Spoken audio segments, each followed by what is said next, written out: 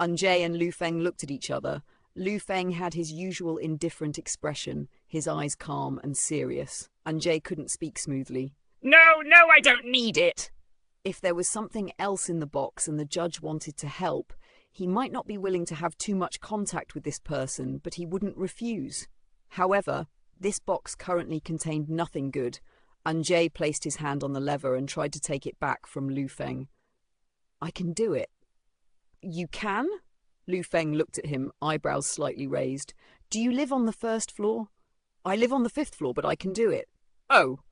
Lu Feng's hand held Anjay's fingers, and it was unknown what force he used, but Anjay's hand was pulled away from the lever.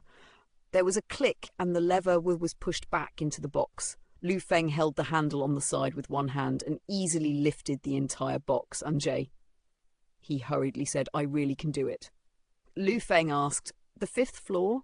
Yes, Anjay realized that he had just sold his floor. Before he could react, Lu Feng had already started walking toward the door of the unit. Anjay could only keep up. Before entering the building, he glanced back at Josie and saw the man watching them with surprise. Boss Shaw had said that if he hooked up with a powerful mercenary, Josie would have to detour whenever seeing Anjay. Now it seemed that this statement was true. Even if he was next to the judge, not a mercenary, and had nothing to do with Lu Feng, it was just that in this moment of distraction, Anjay fell behind Lu Feng by several steps. The colonel's legs were longer than his, and he had to speed up his pace to keep up as he walked into the corridor with Lu Feng. In order to save electricity, only small emergency lights were on in the corridor. This place was very dark and narrow. In the silence, the sound of Lu Feng's military boots stepping on the ground was extremely clear.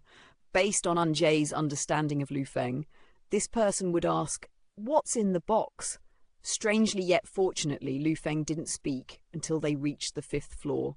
Anjay stood at the door of number 14, took out his ID card and swiped the door. The curtains in the room weren't drawn, so as soon as the door opened, the aurora shone through the window. The bright colour covered most of the dark sky, mainly green with the edges an orange-purple. Anjay entered the door, turned on the small lamp in the room, and out of the politeness of human society, he looked at the colonel at the door. Please come in. Lu Feng walked in and placed the trolley box by the wall. Anjay saw his expression and felt that this person was currently in a good mood and didn't want to leave. He tentatively asked, do you want to continue patrolling? Lu Feng leaned against the wall and lightly replied, no. The cold green eyes stared at him. Anjay always felt that even today the judge didn't fully believe he was human and was still looking for possible cracks. What are you going to do? Anjay whispered, go back to the city to rest. He heard Lu Feng say. Anjay tried to talk to him in a human style. Aren't you going back to the trial court? Too far. Oh. He felt that under the present circumstances he should ask the colonel to sit. However, he really wanted this person to leave. It was because, while there seemed to be only one colonel in this room, there were actually two. He inquired, so when are you going? Lu Feng glanced at him. Anjay lowered his eyes and pursed his lips. Lu Feng stated, go and pour me a glass of water. It wasn't a tone of negotiation or suggestion at all. This person spoke it like an order. Okay. He picked up a drinking glass from the table and opened the door. It was far to the public water room at the end of the corridor. He walked over and faced the red and blue buttons, wondering if Lu Feng wanted to drink hot water or cold water. Soon, he pressed the blue button representing cold water. There was no ice water here, or else he would have gotten ice for Lu Feng. He held the water glass and walked back to his place with a heavy heart at the thought of continuing to face Lu Feng. The judge helped him carry things up the stairs late at night and actually came in to have a glass of water. Was he thirsty from patrolling outside all night? If he told this experience to Boss Shaw tomorrow, Boss Shaw had only one thing on his mind and would definitely say he wants to sleep with you. Wrong. Anjay stopped moving. He suddenly remembered why Boss Shaw had left the box with him. It was because Jinsen selling mobile phones at the black market suddenly couldn't be contacted. Boss Shaw felt something was strange and could no longer bring the judge's doll back to the store. He frowned and started to recall Lu Feng's every move. The trial court liked to patrol in groups. For example, Lu Feng had brought 3 people to the entrance of the black market. Why was he alone now, and why did he appear downstairs? Moreover, Lu Feng seemed to have a mind-reading ability. Any abnormalities in the past would be discovered by him. Yet, why didn't he ask what was in the box? And Jay had just placed his hand on the doorknob, and now he stopped. He felt that the judge had perhaps come to catch him. He quickly pulled out his communicator and called AE 77243, Boss Shaw's number. The following words appeared on the communicator's black and white electronic screen. Can't answer. Alarm bells rang in Unjay's head. Just then, a cold and life-threatening voice was heard from inside the door. Come in. Unjay's heart jumped several times. He took a deep breath and opened the door. He saw Lu Feng still standing in his original position, head slightly bowed, trolley box beside him while it was unknown what he was thinking, and Jay took 2 steps and handed over the cup. Colonel, your water. Lu Feng was motionless, and Jay suddenly realized something. He slowly turned towards the other side of the room. Then he met the real Lu Feng's eyes. Lu Feng sat at the desk with his legs crossed. In his seated position, he held a piece of paper in his hand and looked up at Anjay. Anjay knew true despair. Yet at this moment, he could only slowly step forward and place the cup on the desk. Your water.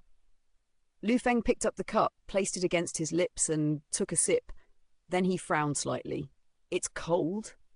Anjay didn't want to talk. It seemed he had done another thing wrong. Lu Feng put the water cup and paper back on the table before looking at him. Anjay quickly opened his mouth. I was wrong. Lu Feng didn't speak. After a full 10 seconds, he inquired, What crime did you commit? I didn't give you hot water. Lu Feng's tone was light. Cold water is fine too. Anjay saw the bloody flyer that protested the atrocities of the trial court, and his heart became cold again. I participated in an illegal event. No. It was over. There was only one crime he might have committed. What was the crime of making the judge's doll? Anjay hated that he hadn't taken a closer look at the base's laws at the time. He searched his mind for nouns. Doll, a not-so-good use for a doll. Suddenly, the words that Lu Feng spoke downstairs to Josie appeared in his mind, and Anjay despaired. The crime of an indecent assault? A slight smile appeared in Lu Feng's eyes, like he was trying not to laugh. Have you read the base's laws? No. Lu Feng ordered. Come here. Anjay stepped forward. Reach out. Anjay held out his hand. Lu Feng's words were still brief and in a commanding tone. Put it on. Anjay wondered, where should I put it? On me. Anjay hesitated before slowly placing his hand against Lu Feng's left chest. The silver buckle and badge pinned on his chest were cold, and there were some lines on the surface. Anjay couldn't understand why Lu Feng asked him to do this. Click! The cold, silver handcuffs were once again placed around Anjay's wrists. Lu Feng was expressionless. The crime of indecent assault? Anjay? Immediately after, Lu Feng raised his communicator. He said, the arrest was completed, and one prohibited object was seized.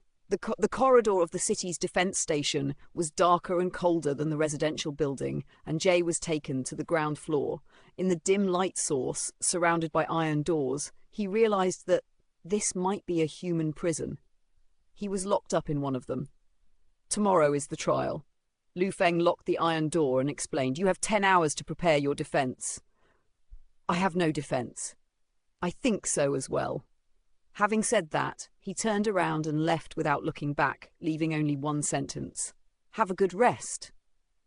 And Jay pressed against the iron door and watched Lu Feng's figure disappearing into the corridor. A whisper came from opposite him. I tried to persuade them, but it was unavoidable. Why is Hubbard out in the wilderness? He should also be in prison. He asked me to take a photo, and the 2 of you pitted me. Once we go out, pay me money. You should go to Dusai. She hasn't given me the final payment for the order. Then take me to find her. They were the voices of Boss Shaw and Jin Sen, and Jay squinted in the dim light as he tried to identify the 2 men locked up on the opposite side. Are you here as well? That's right, Jin Sen answered. I was selling my phones when I was taken away by the people of the trial court. Boss Shaw sighed. After I separated from you, I was arrested before I entered the station. Jin Sen asked, what about you? How did you get caught? And Jay didn't answer.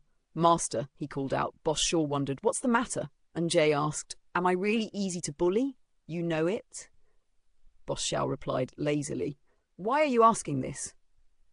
Jay didn't answer. Then he asked, what crime did you commit? Boss Shaw gave an answer. The crime of illegally stealing a judge's information. Is that so? Why? Boss Xiao wondered. Aren't you the same? Yes, Boss Shaw chuckled.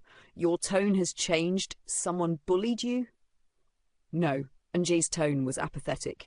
The author has something to say.